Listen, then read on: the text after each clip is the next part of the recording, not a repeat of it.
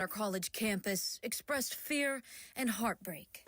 I see your body laying down, and I get on the phone with the police, so, you know, that was my first instinct. Anthony Harrison told me he ran to help after hearing the gunshots outside his apartment in the Austin residence complex Saturday around 4. By Sunday evening, Kennesaw State University confirmed it was Franklin. She was someone like that I knew. He said he served on the Student Government Association with her. She's decorated. I mean, she was a founder of the IHS club, one of the founders, and on top of that, she was a part of the NCNW organization here on campus.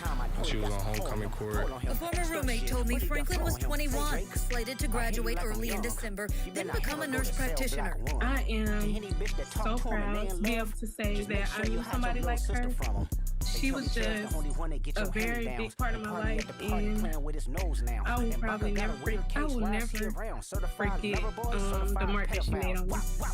It was a blessing to even get to know her. She said Franklin, so was her suspected shooter, Samuel Harris. GBI says one of their agents arrested him minutes after the shooting Saturday near this Marietta apartment complex on Bentley Road. Her brothers and her sisters and her parents, she talked about them all the time, and they were all really close. Back on campus, Harrison says KSU will fill the loss and asked we share this message with her family. I can't express how much I feel sorry that you guys lost her. I mean, I wish I could have done more to help.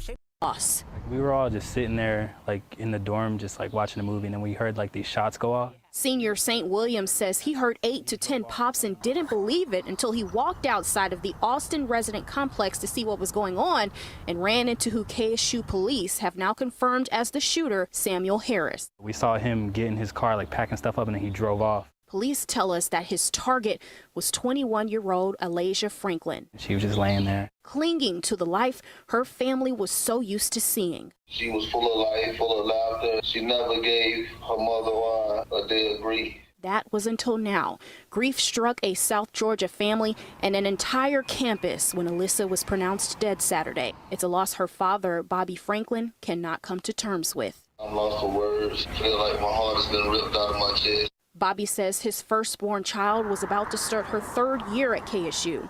She was studying to be a nurse practitioner.